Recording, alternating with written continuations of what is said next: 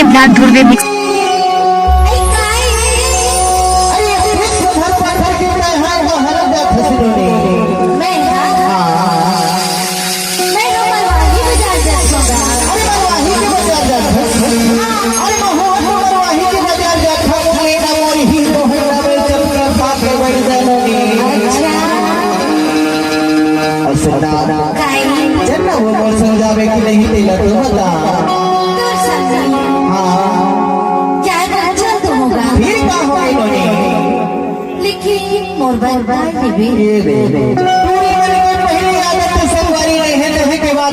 सबसे पहली बोल खिलाड़ी में बैठे हैं सामने और ज्यादा है तो हमारे पवन भैया ने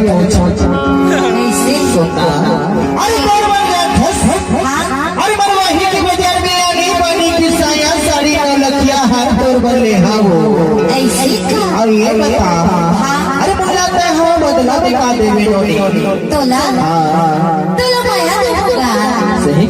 सही लबारी तो नहीं मारा सुनोने अरे देखने से को कहता ये घुमा के ला डीजे सिमरन ध्रुवे मिक्स।